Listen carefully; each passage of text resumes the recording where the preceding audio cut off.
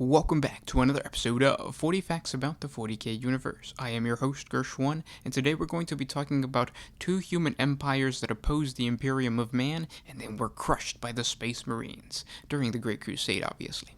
If you're new to the channel, subscribe. We post Warhammer 40K lore videos every single day. If you have any suggestions for us, please let me know in the comment section below. If you guys have any questions, if you just started with Warhammer 40K, please ask that question down below. And I want to say thank you guys so much for all of the support that you guys have been showing on Instagram and here on YouTube with what is currently going on in the world right now.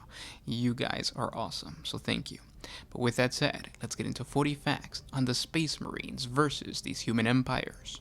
During the Great Crusade, there were many human worlds that resisted the imperial truth, either because of fear, fanaticism, or arrogance, and of these, some number possessed considerable might of arms, enough to give even the expeditionary fleets of the Great Crusade pause.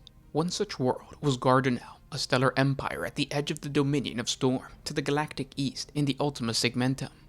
The empire comprised of 11 inhabited worlds, grown strong on industrial power retained through the Age of Strife and a warlike military aristocracy. It was deemed an ideal prize well worth the inclusion into the Imperium of Man. In particular, Gardanel's extensive and well-equipped armed forces would make ideal inductees into the ranks of the Imperial Army.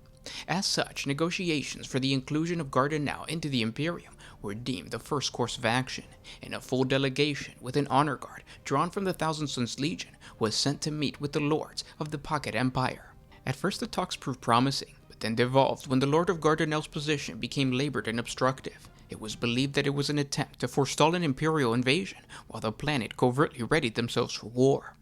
When the Thousand Sons detachment detected a psychic attempt to subvert the Imperial emissaries, they intervened, slaughtering the Gardanel delegation, enabling the Imperial expedition to flee, and bringing news of the treacherous attack to the Imperium. The nearby 413th Expeditionary Fleet, under the command of Master Ulan Ciceres and his 15th chapter of the Ultramarines Legion, a strong Imperial Army Corps of Marnian Armsmen and Saranic Peltas, along with a demi-legion of the Titan Legal Adoris, were dispatched to deal with the rebelling human empire. Initially, the Imperial forces overcame the defense of Gardanel's outer worlds and established a blockade of the planet in space. The Ultramarines attempted to take Gardanel Prime with minimal collateral loss, but this proved disastrous, as the Gardanel utilized powerful STC weaponry and vehicles never before seen to the Imperial forces. The Ultramarines and Titans were hurled back and forced to retreat off-planet rather than fight on with no possibility of victory. Nearly half of the Titan Demi-Legion was lost, and the Ultramarines' casualties were just as severe, but even worse. Over 500,000 troops of the Imperial Army lay dead or dying on Gardanel Prime. Repulsed and bled dry, the 413th Expedition was unable to launch another assault. Breaking from the warp to answer the Ultramarines' call for aid, at the head of a new war host, Ferrus Manus led an armada comprising of both the Iron Hands and the Emperor's Children Legion. The Emperor's Children contingent led a diversionary attack, sowing panic and death across the world, but leaving its infrastructure intact. Descending at the height of the diversionary attacks, the Iron Hands divided the task of taking the planet's main industrial zones between the Iron Hand clans. The assault of the 10th Legion was relentless and tireless, a battle fought across thousands of engagements spread over an entire world. With their domains fallen about them, the Lord of Gardanel offered unconditional surrender to the Imperium. Ferrus Manus refused the enemy's concession, and the Iron Hands led the final attack on the capital city. The Ultramarines, desperate to reclaim their honor from their earlier defeat, requested the honor of crossing the breach into the enemy citadel. The Gorgon acquiesced to the Ultramarines' request, but the price the warriors of the 13th Legion paid was high, for the defenders' counterattack was extremely powerful, sparing none of their remaining might. The world's military force was utterly annihilated, and the few remaining survivors were ruthlessly cut down, a task the Iron Hands did with cold efficiency, while the Emperor's Children Legion circled overhead. With the battle finally over, the survivors of the capital city huddled in bunkers as refugees waited in agony for what was to follow. When the last of the Lords of Gardanel finally were slain, Ferrus Manus spoke, his orders not a death sentence for the world, but a reprieve. It's done. The last lord of this petty empire had finally paid the ultimate price for his rebellion. When the Black Iron Fleet of the 10th Legion left the system shortly afterwards, its other inhabited worlds were pleased to surrender unconditionally to the Imperium's mercy. Late in the 30th millennium, sometime during the Great Crusade, the planet of Testra was part of a close alliance of totalitarian human colonies resisting the Imperium's authority. This alliance, known as the Conservation, had survived the Age of Strife through a mixture of relatively good fortune and a rigidly imposed eugenic control system. This divided its population into highly stratified castes, enslaved to the civilization's greater needs, much like the Tau Empire. For the Imperium, the Conservation's worlds represented an addition to the Great Crusade's conquest, a prize that would liberate a human population of nearly 11 billion. But in order to get this done, the civilization's culture, created by the Conservation, would have to be systematically dismantled. Once the Imperium's emissaries made their desires clear, they were fired upon and driven away, while the Conservation geared its worlds to violently defend against the Great Crusade. The War Master Horus, whose own forces were at that time engaged in battles elsewhere, diverted the forces of the two expeditionary fleets commanded by Guilliman and Alpharius to bring the Conservation to heel.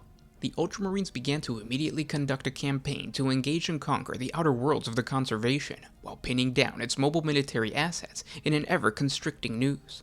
Alpharius and his Alpha Legion did not immediately attack, but instead circled, launching probes and raids in what seemed to be a random pattern. Increasingly infuriated by the Alpha Legion's lack of progress and cooperation, Guilliman openly berated Alpharius in council, demanding that the Alpha Legion learn from the Ultramarines' method of warfare and emulate it to achieve victory that the Great Crusade demanded of them both. Guilliman even told Alpharius that if his legion was under his command, the Conservation would fall in a matter of months. Alpharius completely ignored Guilliman, and through his tactical brilliance and strategic genius, the Legion employed its well-known deceptive tactics of infiltration and the gathering of intelligence by their human, non-Astartes agents on the ground. To the people of the planet, it seemed as if they were delaying their invasion, appearing only as a threatening specter as more and more Tesseract forces were deployed to Tessera Prime's defenses in preparation for the inevitable attack. When the assault finally came, it sent the Tesserans reeling, striking from 100 vectors at once, yet leaving whole swaths of the defensive line untouched. Soon, sabotage ran amok, causing severe supply shortages, and the Alpha Legion strike force began to appear inside the capital city, making red slaughter of the government facilities and security stations with impunity. Complete anarchy reigned, as the Tesseract commanders were unable to redeploy their forces back into the city. Supply lines collapsed or were cut, orders were redirected or simply failed to arrive, and entire divisions were stranded, trying to cross bridge networks that had been blown apart before they could even reach them. It was then that the destruction of Tessera Prime truly began. Beset on all sides by the Alpha Legion forces, the Tesseract forces were subsequently torn apart by the Legion's super heavy armored columns, and their forces advanced directly into the teeth of a vicious trap already laid out for them. The battle was short-lived and effectively over, but the killing continued. As the Alpha Legion withdrew from Prime, their task was done. They left an anarchy of riot, fire, and ruin in their wake. The regime and infrastructure collapsed, and the dead and dying were everywhere in the streets, with pestilence and famine soon to follow. It is estimated that 90% of the Tesseract Prime's population, both military and civilian, would not survive the battle and its aftermath. The rest of the planet capitulated in a matter of days. Alpharius Omegon's conduct invited censure from many quarters, especially from Guilliman, who declared that the Alpha Legion's tactics were dishonorable and unworthy of being an Astarte. Unfortunately for Guilliman, Horus, who was the War Master, openly praised his brother Primarch and the way in which his legion had conducted a truly masterful campaign. In frustration and anger, the Ultramarines would not serve directly alongside the Alpha Legion for the rest of the Great Crusade. And those were 40 facts on the human empires destroyed by the Imperium of Man during the Great Crusade. I hope you guys enjoyed this video. There are many other human empires that basically fought the Imperium and actually put up a good fight. There are 2 separate videos that I'm going to link at the top of this video. Those go over like the Interacts, and they go over the Olamic Quietude. So there was a lot of human empires that existed before the Imperium or at the same time as the Imperium. It's just that the Imperium is the one that came out on top. It's something that you don't really hear about in the current 40K lore, obviously, because that happened during the Great Crusade. But even in the 40K lore, like in the 41st millennium, there have been some human empires that have kind of like split off and put up a fight of just being autonomous from the Imperium of Man.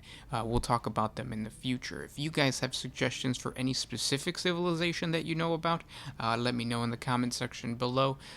And again, thank you guys so much for all of the support. Thank our patrons on Patreon. It is because of them that we can make these videos, and I really hope that our videos, even though it's just us reading the lore, I really do hope that it does help you, when you're painting, building, all the good stuff that we do in the hobby, kind of to escape from the world. It's just that every now and then you kind of can't escape, especially if your city's burning. But yeah. Thanks, and I'll talk to you tomorrow. This is Gershwan with One Mind Syndicate, signing out. Oh,